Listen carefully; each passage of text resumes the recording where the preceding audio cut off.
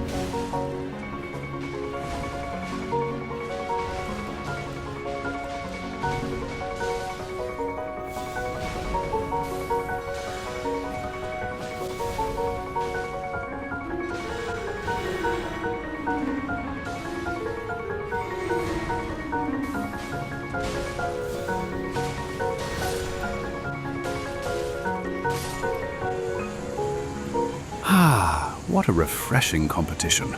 So much more entertaining than simply defeating him alone.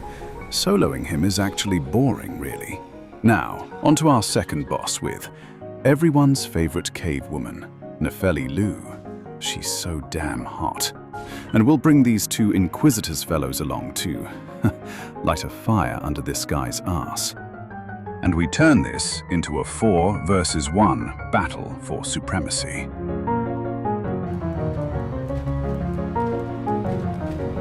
There, see? They're setting his ass on fire.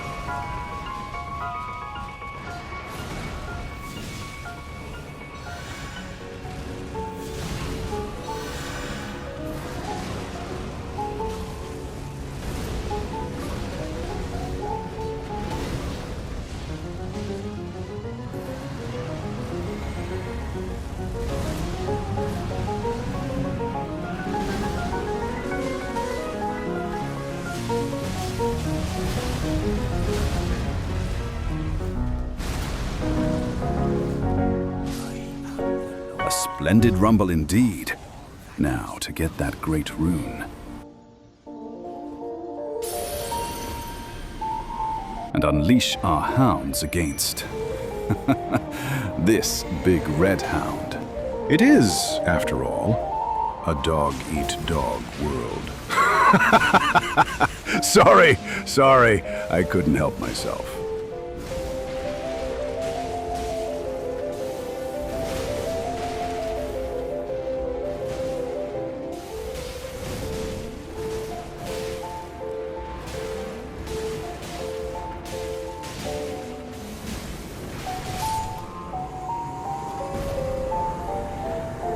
There you have it. Next, we'll move on and destroy the postpartum lady. We'll stick to the wolves. Maybe she'll summon her lobos too, and we'll have 6 dogs in the fight.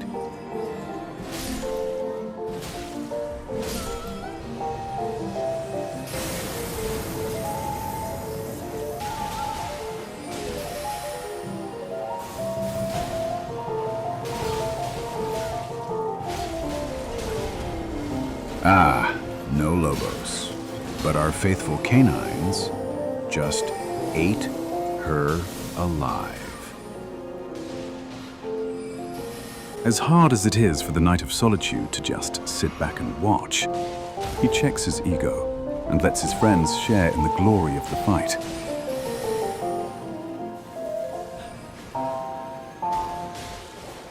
Ouch. That had to hurt. Now, for Radon, well, this is your first clue that the designers of the game want you, the player, to utilize NPC summons as an alternative to dying all by your lonesome self over and over again. You don't have to, of course, but you are encouraged to at least give a try. And this fight is the best example of just how much fun ganging up on a boss can be. And it is.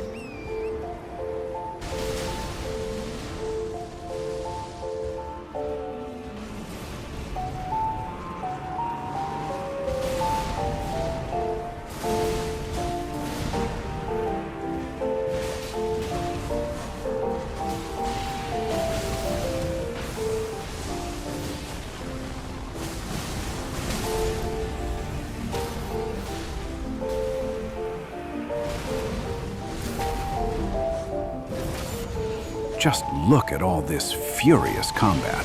And, oh, we came so very close to one-phasing the big guy. So close.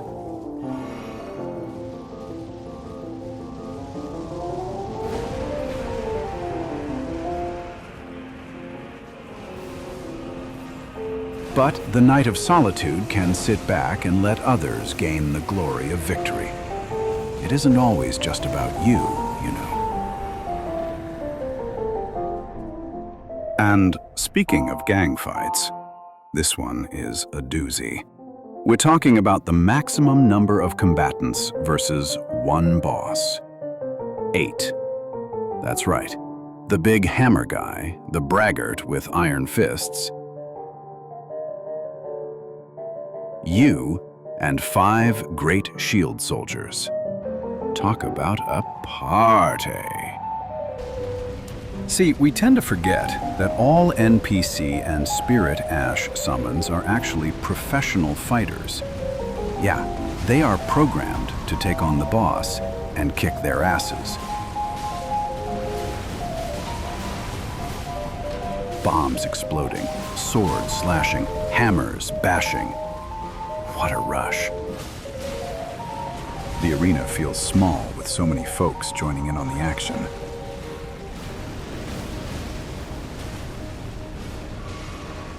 Now, in case you haven't noticed by now, the Knight of Solitude's weapon, the Great Sword of Solitude. Shit, it's a monster. 2 or 3 charged heavy attacks and things just collapse. And it shoots a powerful ray of light that gives it ranged capabilities. You really ought to get your hands on it next time you visit the DLC. Everyone in this fight is doing their fair share. No one is just sitting back doing nothing. The Skeleton Great Shield Ashes are one of the best spirit ashes in the game.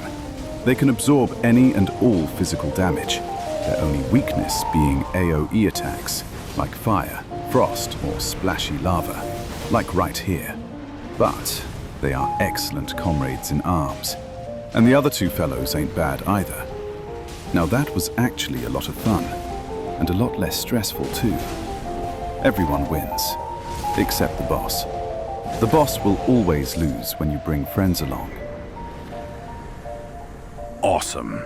6 survivors with only 2 losses. Bravo! Just keep that in mind, especially if you've been beating your head against a wall trying to do this all on your own. And in case you didn't already know, you can summon 2 NPCs to fight the Draconic Tree Sentinel. Right here. Now that's 3 versus 1 guy on a horse. I could call in a few more friends, but face it, that would be overkill. Let's just go with this team. Now, our Knight of Solitude isn't used to fighting with others, so standing back, hurling the occasional ranged shot here and there, it's just not in his blood.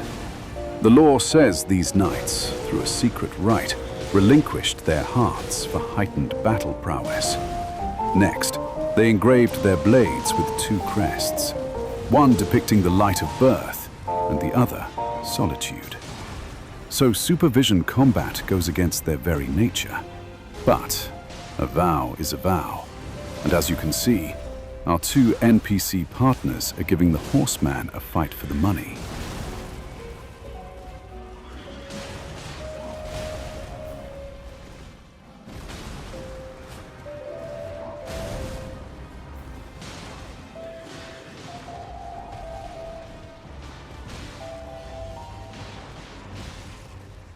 Look at how they're tearing down and uprooting trees. What a ferocious fight.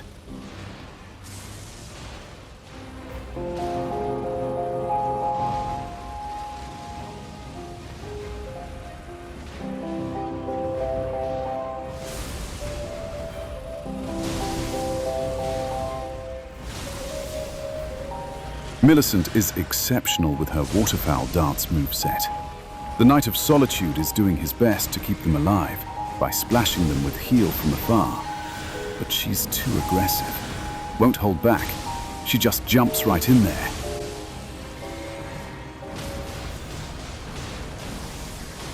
And if you think using NPCs or spirit ashes makes the fight easier, well, not entirely. You see, when you bring in NPCs or spirit ashes, the boss gains more health, meaning it's harder and takes longer to kill him if you aren't careful. And the more combatants in the arena, the bosses are compensated with a longer red bar for you to diminish. And the game punishes you further by rewarding fewer runes when you use them. But the Knight of Solitude is not interested in runes so much as company, and he'll happily leave runes on the table for a more rewarding fight with others.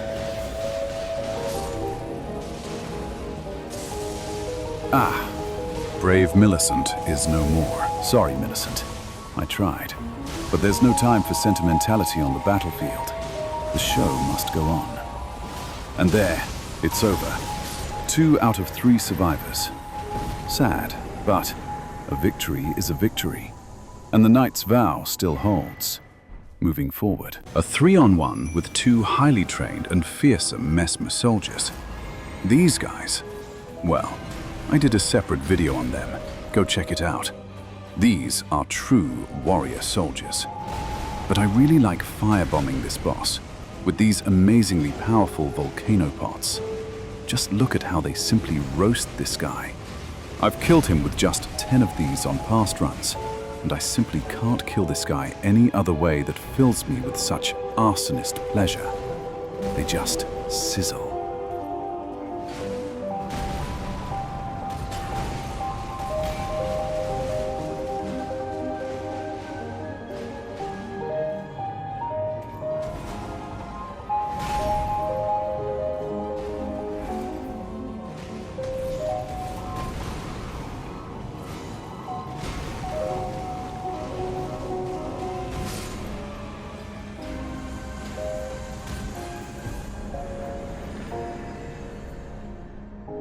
And all 3 of us emerge from the contest intact, and with scarcely a scratch. For the Margot fight, well, there's the Dung Eater, Melina and I, that's 3. I could call in the 5 nobles or the skeleton Great Shield soldiers to make it 8 of us, but I know it's just more than enough. Embarrassing, actually. We'll stick with the Mesmer soldiers and keep it a 5-on-1 match.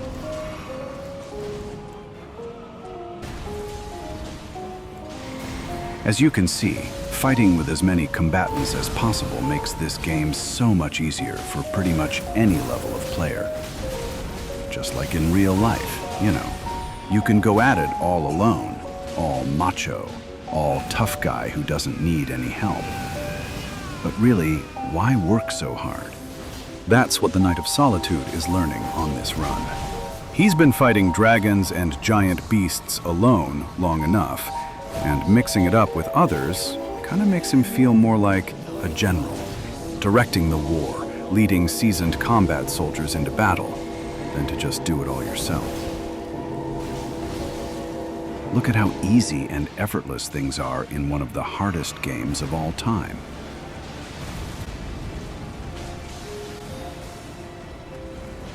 He's hardly lifted a finger.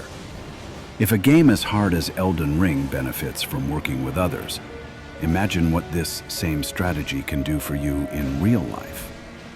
Yeah, think about that as they slash this boss into the netherworld, and I rake in the runes for an easy day at the office.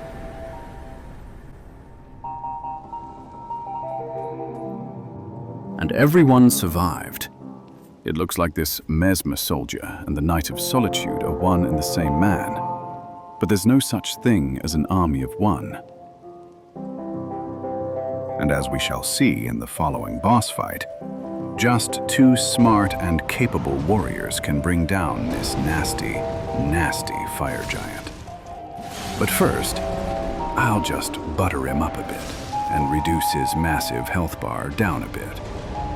Now, of all the boss fights in the base game, the fire giant is the most unfair, and I dare say, cruelest of all boss fights. He's just too big and has too many bullshit attacks, weapons, and outright unfair mechanics. This guy has probably caused more first-time players to rage quit more than any other From Software creation.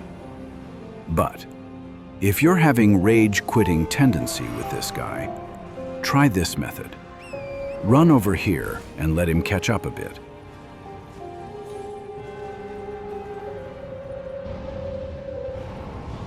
Jump down and place Latenna right about here, where she can get a clean shot of him. And then, just wait over here. She never misses or runs out of arrows.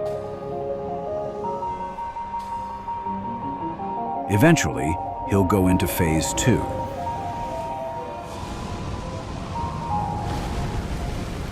Again, butter him up a bit. Then wait over here. Then jump back to where you dropped your girl at, and simply sit back and wait until the big bad boss that's been tormenting you for hours, if not days, gasps his last breath of air. Now, this may take a while, but what's the rush? There's time to spare. And once again, smart teamwork wins the day.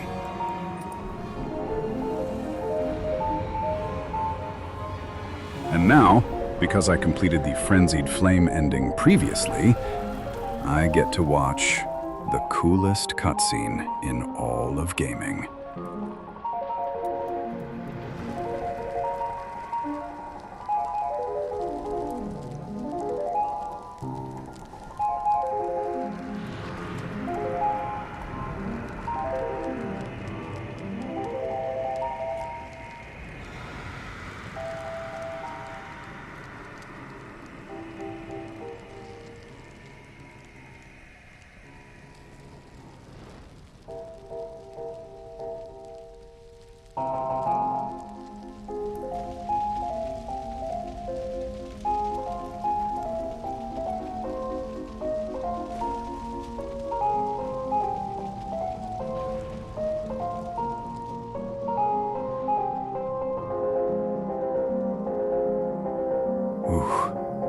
Gives me the chills every time. Okay, now for the Godskin duo fight.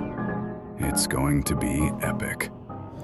Recusant Bernal is available, and with the 5 Great Shield Warrior Ashes, a 7 against 2 fight seems just about right. So let's get this rumble underway, shall we? Naturally, after the shittiest boss ever in the formidable Fire Giant, the mad scientists at From Software makes the next boss fight just as bad. A 2 against 1 fight is old hat for these games. But these guys, well, they've caused a lot of suffering. But the Knight of Solitude knows that stacking the odds in your corner, well, that's a gangsta move. Gangstas operate in gangs, and ambushing your opponent with greater numbers, well, that will almost certainly put you in the driver's seat. And the 2 bullies get the ass-whipping of a lifetime from seasoned, professional assassins who know how to play this game and turn the cards on the cruel developers who designed this soul-crushing boss fight to traumatize a generation of gamers.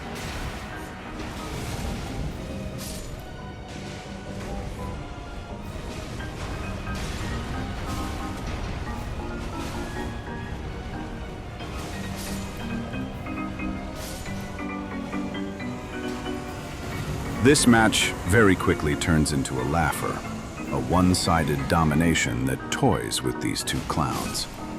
It's like they can't handle the truth. The truth that 7 against 2 in a life-or-death battle strongly favors the 7. That's what's called realpolitik.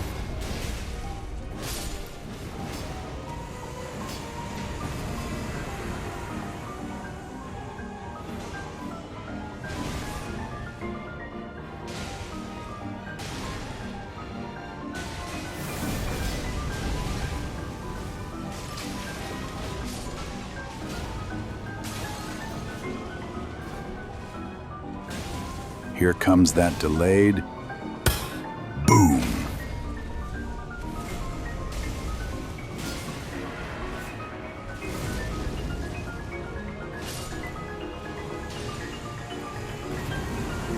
Okay, not bad.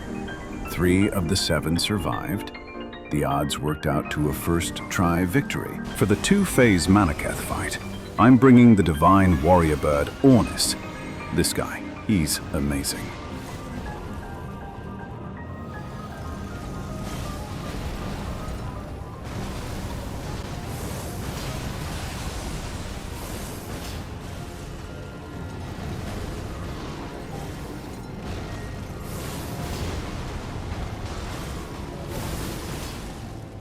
He wields 2 swords, fires machine gun holy bullets, and he flies in the air and slashes enemies with sharpened talon greaves.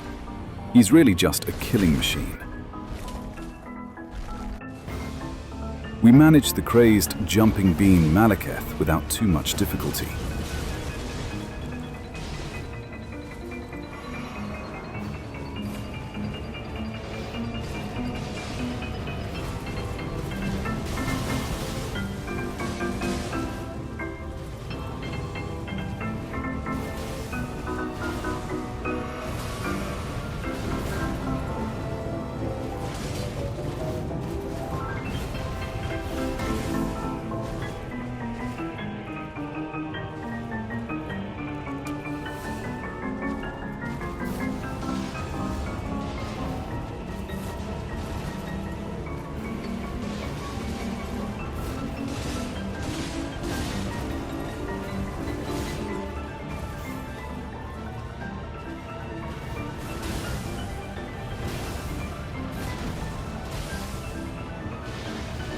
And we both deliver the final, crushing blow, more or less simultaneously, to put this frenetic boss to rest.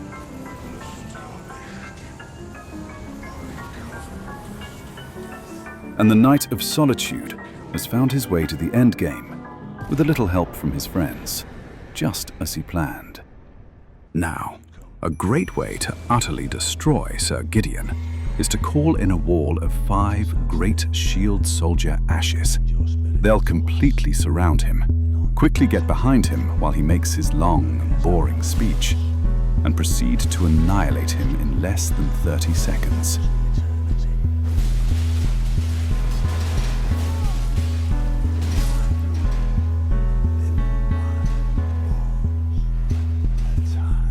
See?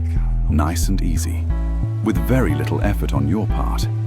For the second to last boss fight, I'm calling in Shabriri and his funky birdcage hat. I wanted to also bring Nefeli Lu, but I messed up her questline. So it's just Shabriri and the always handy Great Shield soldiers for a 7-on-1 rumble that's going to end badly for the boss. It should be quite obvious by now that using NPC summons and spirit ashes elevates the game by making boss fights both harder because you increase their health bars, yet easier at the same time because the more combatants in the arena, the more combatants on your side, the more likely it is your side will win. And it's even more likely if you're any good. The 7 of us easily surround him, giving him very little room to maneuver. Look at us. It's just a slaughter, really. He just can't handle the business end of our combined weapons. On his knees, he doesn't stand a chance.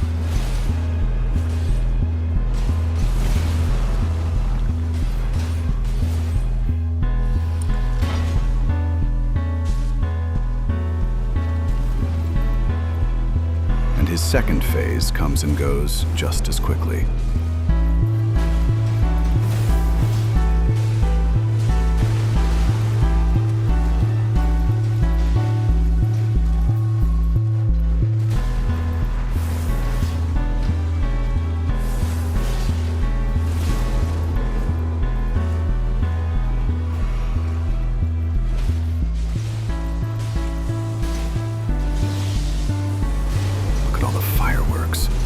Jeez Louise.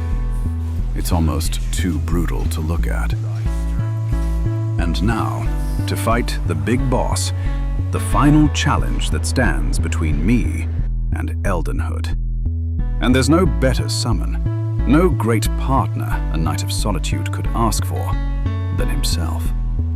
At last, a fight worthy of two Knights of Solitude. It's the ultimate egomaniacal trip. You to the power of two. Of course, you are no longer a Knight of Solitude once you start calling in partners, but that's okay. That's exactly what we aimed to do. And so here goes. Me and me against them. It is abundantly clear that two of you are better than one of you.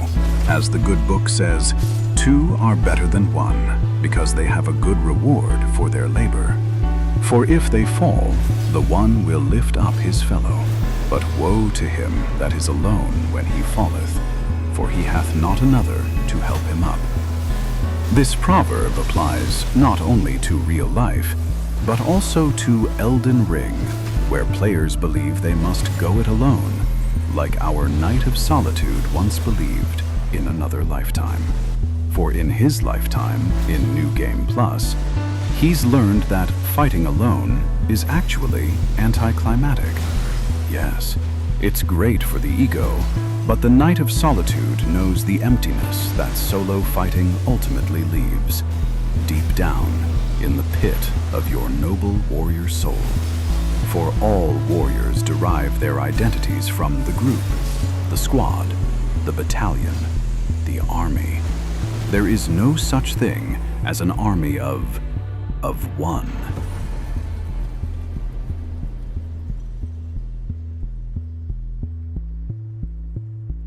And here we are, in the Champions Arena, ready to claim our prize. But there yet remains one more task. Getting home, back where he started. And to do so, one must get past Mohg, the Lord of Blood. For this task, we call once again on our bird friend. Really, fellow Tarnished, keep an eye on our bird summon here. And Mohg isn't the only thing in this fight that can fly.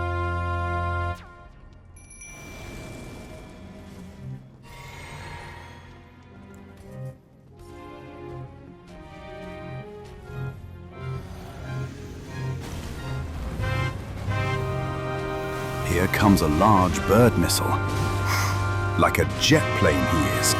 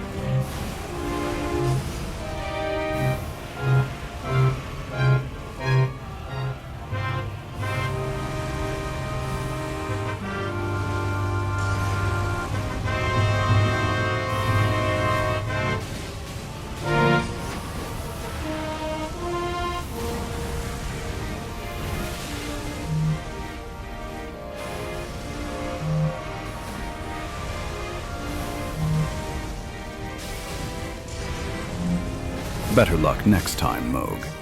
I'm going home.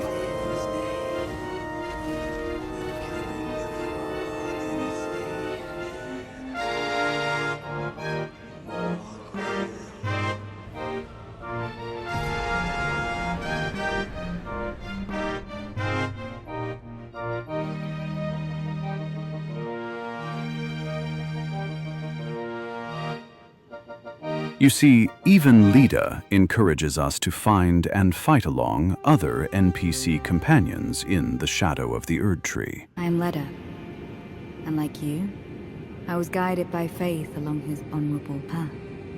Touch the withered arm, and you too will be transported to the realm of shadow where Miquella the Kind now dwells. My compatriots are there already. Like us, they have heard kindly Miquella's call. If you can find them, they are certain to lend you aid. Come now, touch the withered arm and travel to the realm of shadow. I will not be far behind. May we meet again.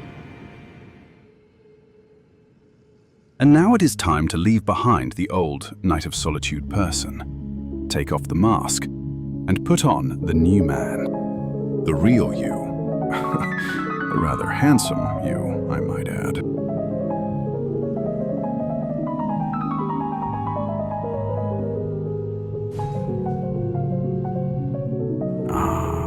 Here we are, home again.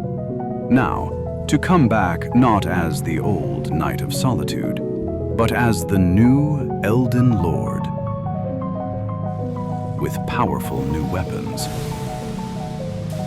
Powerful enough to take down your old self, your old Solitude self.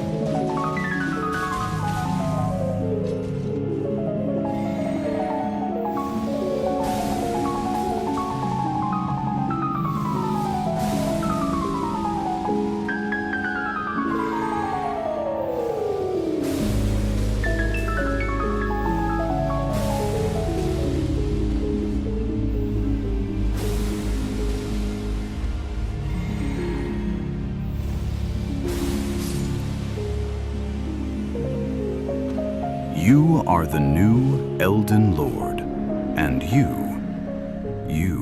never fight alone. Unless, of course, you are fighting yourself. For our battles are, ultimately, always fought deep within ourselves, deep within the confines of our own solitude. But when the game offers you so many companion combatants to assist you in your journey, well, you could say it's madness not to take advantage of their assistance. Besides, too much solitude, too much of anything really, can drive even the bravest of knights completely insane. Of course, as always, when you deal with others, well, there's always the chance you'll piss them off and make a mortal enemy for life.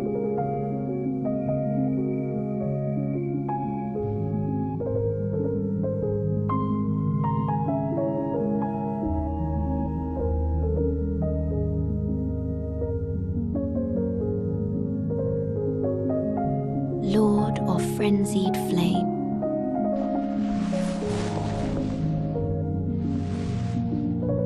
I will seek you as far as you may travel.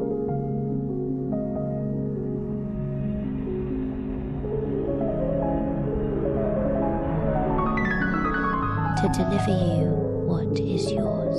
But so what? Let them hate you. They know where to find you. And you won't be alone. Thanks for watching, if you made it this far. Me to like, a comment, or a free subscription. And maybe, who knows, maybe we'll have an opportunity to do battle together, you and me, one day, in the shadow of the Erd Tree.